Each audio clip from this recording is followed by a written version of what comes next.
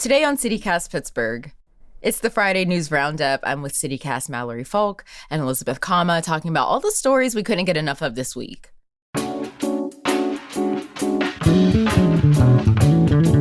It's Friday, January 27th. I'm Morgan Moody, and this is CityCast Pittsburgh.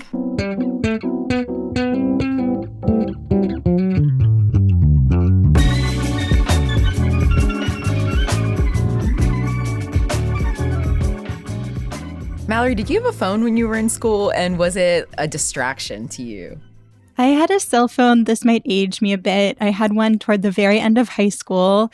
It could make calls, and I could play that game Snake on it, which was a bit of a distraction. Oh, yeah. But I don't ever actually remember having it in school. I think it was just like if I would go out on the weekends, it was a way, if there was some kind of emergency, I could call my parents for a ride or something. What about you, Elizabeth? You're our Gen Zer. Have you just always grown up with an iPhone? Yeah, I had an iPhone all throughout high school, in middle school. Were you able to have it, in class? Teachers would, take it if it was a distraction and you'd have to come and collect it from the front office. But, yeah, I had a phone. Did you have one, Morgan? I did. I had one, but kind of same boat. We didn't have internet. Or the internet cost us a lot of money to get on at that time. So texting mostly was the thing that we were doing. So no internet, and it was still a distraction. So there's a Pittsburgh public school that's having students turn their phones off and lock them away during the day. Obama Academy started using those Yonder pouches have you ever used those at concerts or at shows? I had to use one when I went to go see the John Mulaney show when he came to Pittsburgh. They had us lock our phone away. I was thinking maybe it's for when he does a special with those jokes. Yeah. So I wasn't that sad, although I did kind of want to take a picture of me at the place to prove that I was there. But it's okay. Not everything has to be documented. Didn't happen if you didn't put it on the gram. Yeah. You were never there. Yeah, I do feel this a little bit of anxiety when I have to put my phone away in those things. But also, I guess it makes me a little bit more present. The pouches are locked by magnets, and students get their phones back at the end of the day. I found this story through our partner's public source. The reporting is by Terry and Bell. The principal at Obama, Yolanda Colbert, said that the data from the 2021-2022 school year involving students and their phone usage during the day was alarming. Again, not really a surprise. Yeah. 90% of students were not using their phone for education, but they're using it for, social media, texting. Again, not a surprise. But there was also an increase in kids experiencing, anxiety and not wanting to come to school because of cyberbullying, because they're constantly on their phones and able to post things and able to see, when people are. Yeah, cyberbullying's terrible. These stories always make me really grateful to have graduated in the early aughts before this stuff really existed. And we had MySpace, and there was MySpace drama happening then, but it wasn't the most accessible on my phone. I'm glad that I graduated before TikTok was a thing, but there was definitely cyberbullying in middle school through high school on social media apps. But how long has Obama been using the pouches? Is it working? Well, the principal said they got them on November 1st of last year and started using them almost immediately. The thing is that teachers are already dealing with the stress that is our education system in this country, but they're also competing to keep these students' attention. You're right, because of things like TikTok, and Instagram and Twitter. The way we take in and process information has changed. Technology has evolved, and administrators, said that is reflected in how the students engage with them in the classroom. Yeah. That makes a lot of sense. And I get that, having a phone would be distracting. Just having that one game Snake on my phone could get distracting during class. But I don't know, is there an argument to be made that during emergencies, it's important for students to have phones on them? Yeah, so at Obama, their process is that if a parent is trying to get in touch with them, they can be excused to the office to use their phone. If they're not feeling well, and they go to the nurse will assess them and decide, if the student, needs to use their phone for that emergency. So it is case by case. And it's also primarily up to the administrators. Yeah, I mean, I get that. But for me, I feel like safety in schools can't be overlooked. I mean, even when I was in high school, I was thinking a lot about, mass shootings and like who would I text or what would I do or how would I use my phone in that scenario. Isn't it horrible that that's a concern, that like Right. maybe students need phones so that they can text? I think we've seen after some of these school shootings, the final messages kids send to their families. It's just, I don't know. It's just heartbreaking to think that that's like something that pops in people's minds when it comes to why they would need access to a cell phone in school. Mm-hmm. What about like parents and students? How do they feel about that policy? Because I feel like I would be like anxious. I think that's really what both sides were expressing. Some parents that talked to Terrian said that they understood the need for the policy, but that they weren't totally comfortable with having no access to their child or their child not having, immediate access to them. And that's not just in, God forbid, like that's not just in a scenario where it is a mass shooting, but also, if you have a family emergency or, if your child might have medical needs or something like that. We just haven't done anything about gun control in this country. And it's a constant and unfortunate reality. And until something is done, these students feel anxious about not having, access that they might need. And again, that's for whatever reason. And the parents seem to feel the same way. So it sounds like this isn't totally popular with parents or students. Not everyone is on board. Is the school considering any changes to the policy kind of based on those responses? Not at the moment. Principal Colbert said that 43% of Obama students of that student body is on the honor roll or high achieving. And, she wants them to maintain that academic status. We've had conversations on this podcast about the test scores in public schools around Allegheny County, since the pandemic because of, remote learning and just the disruption in learning that they've had over the past couple of years. So it does really seem like she wants the focus to continue to be on the education. Honestly, at least until administrators can probably find a way to adjust their, lessons and learning plans to adopt to the way that, kids take in information now, which is in very short, video increments. We got to make SOHCAHTOA go viral. Yeah.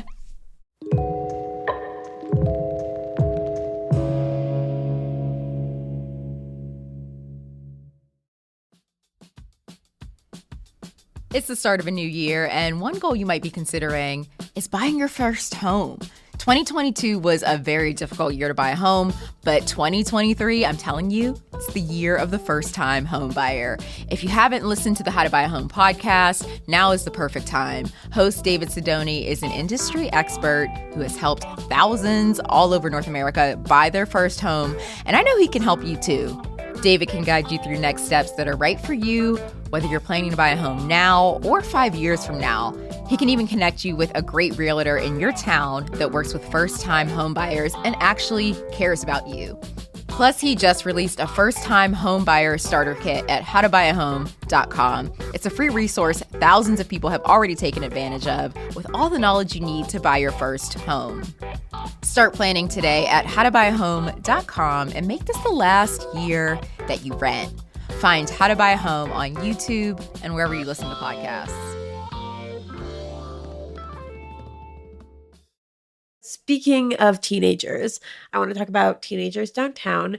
Morgan, you're downtown a lot. Do you feel like you've been noticing it get a little bit more chaotic down there recently? It makes me feel like an old geezer if I sit here and complain about the teenagers downtown, but like, oh man, it's not that I want to say it's a problem, but what I do notice is that it just really seems like even in the morning and, after school that like they're not in any programs or like they don't really have anywhere to go. So they're hanging out, the way that kids would. But yeah, I mean, well, you're not the only person who's noticed that.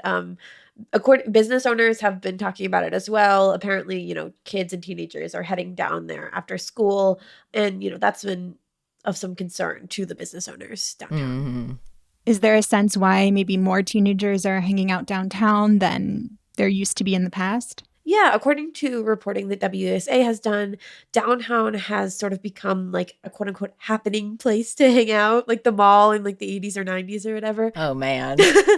Teens like are regularly going to specifically the McDonald's by Market Square and then hanging out in the Market Square after school. Since downtown is easy to get to on public transit and kids are already relying on PRT since we have a school bus driver shortage, Pittsburgh Public Schools is providing them with bus passes to get to school. So going downtown on the bus, before heading home is like easy for them. And since And a lot of the buses pass through downtown is where you transfer to a lot of lines. Yeah. And so they just like go downtown and hang out, and then they transfer to go back home. I should mention that like it's not just downtown. Businesses in Squirrel Hill, by Alderdice have reported similar issues with a lot of teenage foot traffic after schools. I love my teens. I love my youth. But it can be, they're a rowdy bunch. They've got a lot of energy. And on top of having a lot of energy, they also don't have like a lot of money. So what issues have businesses been facing? Like what do they mean when they say they're having issues with the kids? Yeah, I mean, so there's a variety of things that business owners told WSA, like from like just like nuisance things to like actual violence. The owner of Simple Greek in Market Square said that she had like teens trying to steal from the tip jar, get food without paying. She said that once when she confronted a girl about, stealing soda from the soda fountain, the girl threw soda in her face. Oh, wow. Yeah. Other businesses have also like talked about tip stealing as like a general issue. One of the managers at CityWorks told WSA that some teenagers pepper sprayed a bartender who was stopping them from stealing tips. So, it's actually progressed to real violence. Wow. There's also just like the issue of like drama and fighting and that's happening like outside and around these businesses, beyond the feeling of like being unsafe due to like the fights and the teenagers pepper spraying bartenders. Business owners have also reported some property damage as a result of like these scuffles that are happening. Businesses have had like windows and doors broken. That happened at that hair salon, Cardamo's, downtown. One of the A kids kid broke got the window. pushed into the window during a fight, and the window broke and they had to board it up. Mm-hmm. Yeah, I mean, the businesses who talked to WSA said that, some of these damages have been paid back by parents. So, it hasn't caused significant direct harm to the businesses, but the fear of coming downtown for both customers and workers has had a real effect on their business. I mean, so how widespread is this? Like, is there actual data to back up what these business owners are saying, or are these, a couple of one-offs that are very unfortunate? But like, what's the data on this? Yeah, so downtown has always experienced like the highest level of crime according to police data, and this is part of that trend. Data shows that, property and violence offenses have gone up to pre-pandemic levels. So it may feel like a lot to us because we haven't experienced it for like a minute because we've all been in lockdown, but it isn't like record-setting levels. Mm-hmm. And there is some evidence that it is young adults really contributing to this, at least for like lower level crimes such as shoplifting, harassment, fighting. Last year through October, police issued double the average citations for people 19 and younger, like double the average from the past 3 years leading up to the pandemic. However, like arrests for young people have fallen by 20% over that same period. WSA is doing some really great reporting on this area and looking into kind of what teens are saying or what they want. But it seems like there's just a real appetite from teenagers to really just be out in public. They were in their houses for 3 years, and it seems like this is kind of a rebound of, after being stuffed up in their houses, now they're like out and exploring the city and being rowdy. Yeah, I mean, are there measures to kind of create more spaces where people can go? Because I totally get that. Like, you've been cooped up, you've been locked down. You want to be able to be out in the city now, be out with your friends. Mm-hmm. What does the landscape look like in terms of places where young people can go to hang out, especially downtown if they're, waiting for their next bus? Yeah, I mean, the teens that WSA spoke to said that they're really interested in having these like spaces. Like some have said that they want more indoor spaces. Some are more interested in like free recreational options. There is like a move to kind of do something about this. Business owners are upset. City officials are like trying to think of measures. I mean, we spoke about one of the measures that was proposed to stop this last week on Friday News Roundup, which was the proposed enforced youth curfew. which is, since been put on the wayside, on the back burner, because it got a lot of pushback. Now the move is to kind of create resource centers. City Council proposed that on Wednesday, which would provide like social services for kids and families in neighborhoods with higher rates of youth violence. So that would create like a space for them to go. And this doesn't have the same pushback as the enforced curfew, right?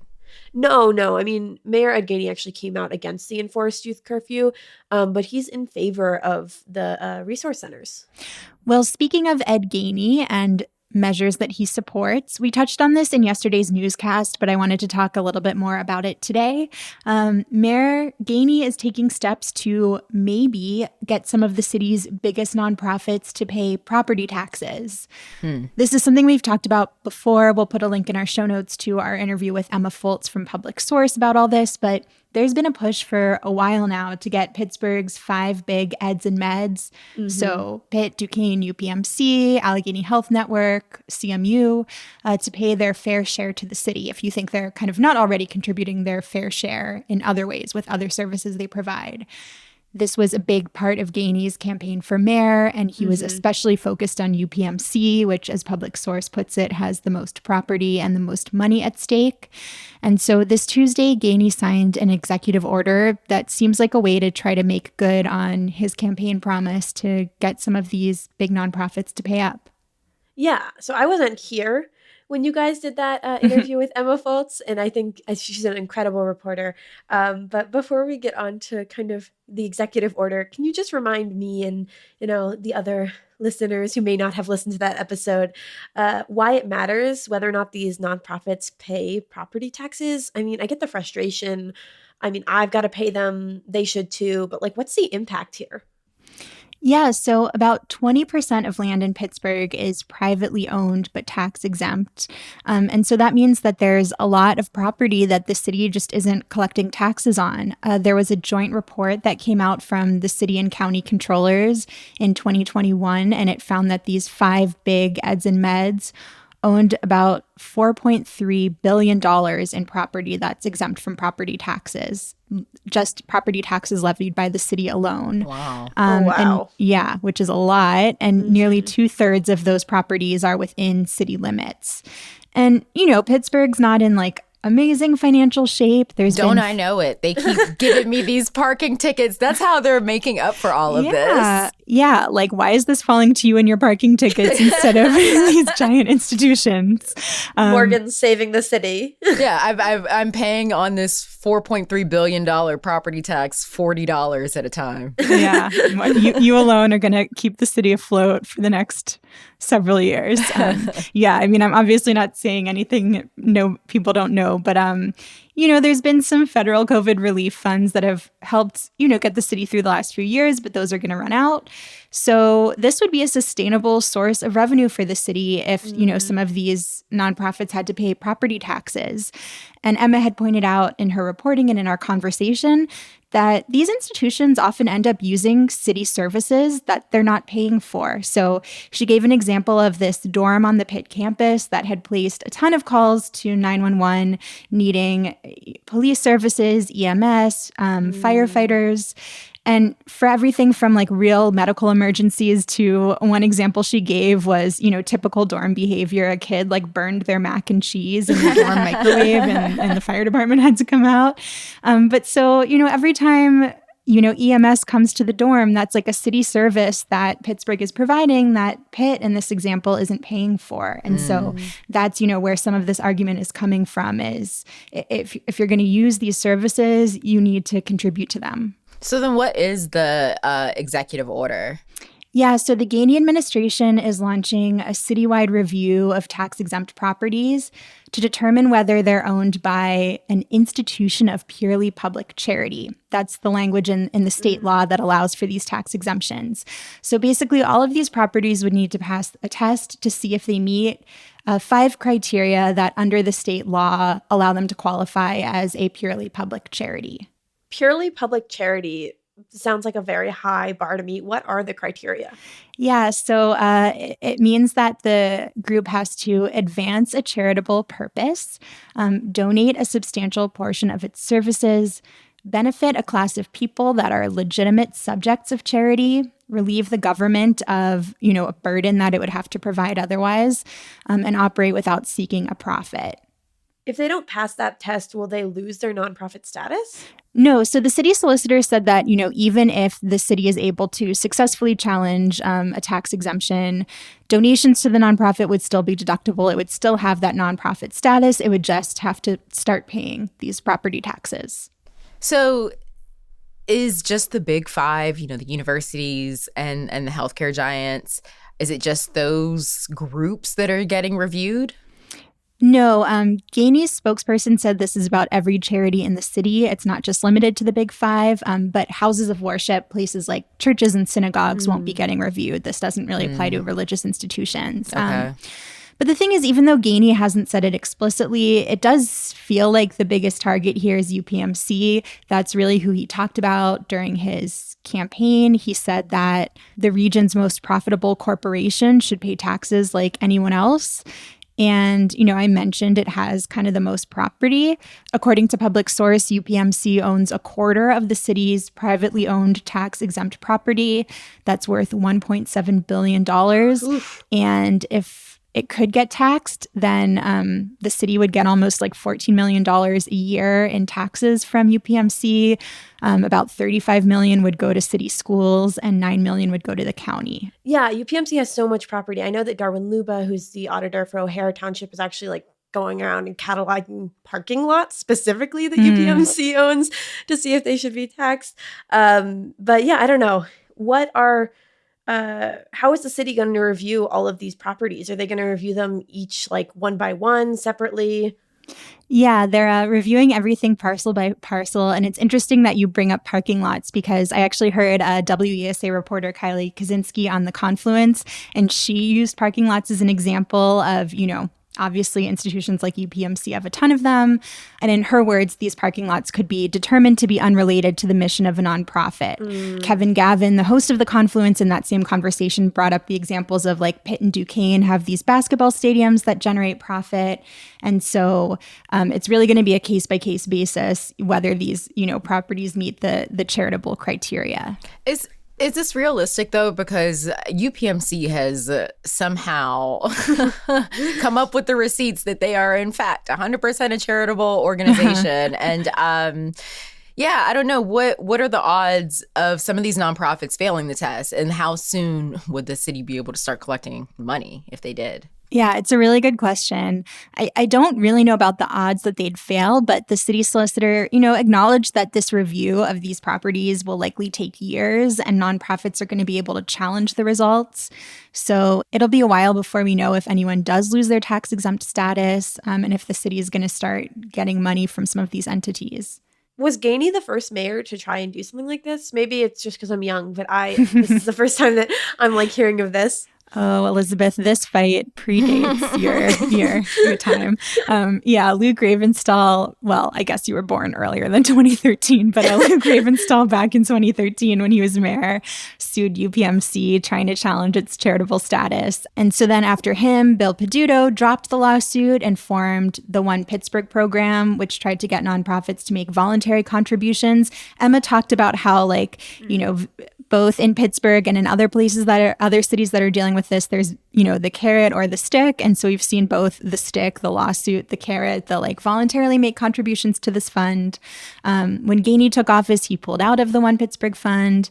Everyone was kind of waiting to see what he'd do and if he'd try to fulfill his campaign promise. And so now we're seeing the next step in this ongoing saga. Yeah, volunteer to give over millions of dollars. How have the nonprofits responded? Yeah, so some of these big nonprofits have argued for a while now that they bring a lot of benefit to Pittsburgh. They create jobs, they provide education, at least kind of in the public statements. They seem to be reinforcing that they feel like they're, already contributing to the city and will cooperate with the mayor going forward. Yeah, is there a way for the public to weigh in? I know a lot of people who would like to say some things about this.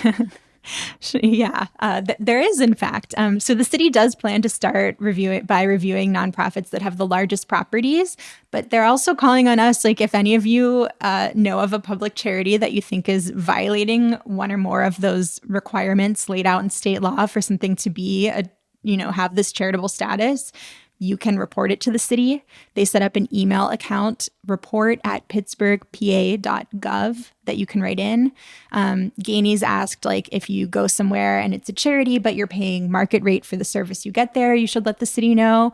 And then he also said the city should know if a charity is, in his words, just a front for someone to pay themselves a higher salary and deduct the cost of their cars. Yeah, I don't know. It seems a little weird to want to tell on, a charity. Even I want to leave it up to the universe that, maybe karma will get that person, and it's not from my hot tip. That's all for today here on CityCast Pittsburgh. Our team this week includes Meg Dalton, Elizabeth Kama, Mallory Falk, Francesca DeBecco, and me, Morgan Moody. Music's by Benji. And we'll be back on Monday with more news from around the city, so we'll see you then.